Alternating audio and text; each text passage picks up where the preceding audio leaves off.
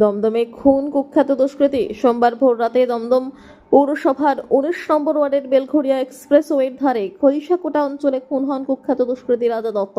Police সূত্রের খবর, একটি বাইকে করে ঘটনাস্থলে এসেছিলেন রাজা দত্ত। এরপরেই কার্যত তাকে পয়েন্ট ব্ল্যাঙ্ক রেঞ্জ থেকে পরপর বেশ কয়েকটি গুলি করা হয়। তাতেই মাটিতে লুটিয়ে পড়েন ওই কুখ্যাত দুষ্কৃতী।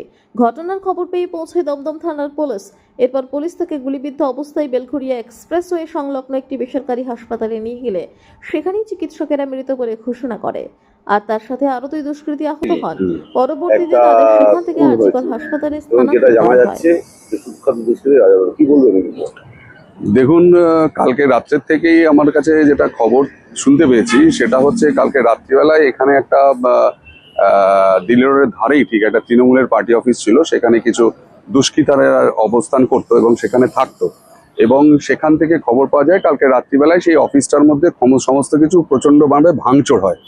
ভাঙচুরে তাদের মধ্যে কারা ভাঙচুর করেছে, কি করেছে এখনো সঠিকভাবে খবর নেই। সেই বিল্ডিংটা পুরো দরজা, জানলা, বাথরুম সবই ভাঙচুর করা।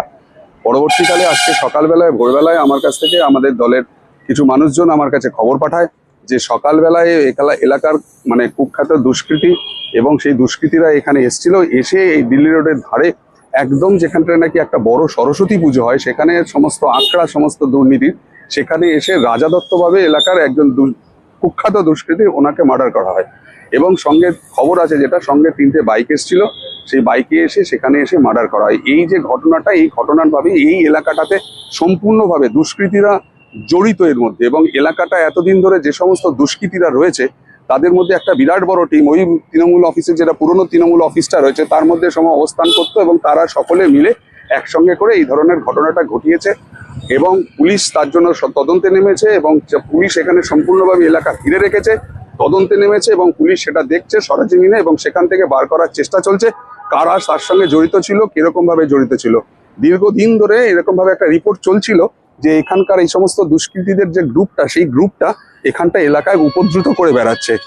তো পুলিশ এখন তদন্ত করছে, এবং তদন্ত করে দেখা যাচ্ছে কি অবস্থা হচ্ছে, তারপরে সঠিকভাবে জানা যাবে। এবং সেখানে প্রেস উপস্থিত হচ্ছে, থানার সম্পূর্ণ কার্যকর্তারা সেখানে উপস্থিত হয়েছে।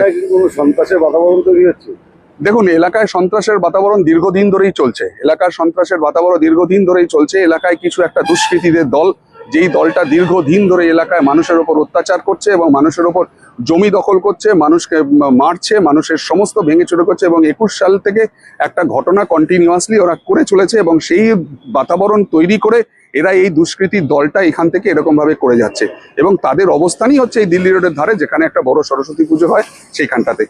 তো সেই জায়গা থেকে দাঁড়িয়ে থেকে আমাদের উদ্দেশ্য হচ্ছে দল ক্ষমতায় আসার পর আমাদের উদ্দেশ্য হচ্ছে এলাকা এবং সম্পূর্ণ 19 নম্বর ওয়ার্ড থেকে আমরা সম্পূর্ণ দুষ্কৃত মুক্ত করতে চাই, এবং সমস্ত মানুষ তার জন্য স্বস্তি পাবেন। পুলিশকে জানিয়েছেন বিষয়, পুলিশ সমস্ত এসে গেছেন, পুলিশ সমস্ত জানেন। পুলিশ এখানে টোটাল ফোর্স এসছেন, এলাকা ঘিরে দেওয়া হয়েছে, এবং তারা সরেজমিনে দেখছেন, এবং দেখার পর সঠিকভাবে পুলিশ আইডেন্টিফাই করতে পারবে যে কারা মার্ডার করেছে, কি করে এসেছে, কোথা থেকে এসে, সেটা জানার পরে আমরা সঠিকভাবে বলতে পারবো। আমার নাম অভিজিৎ চৌধুরী।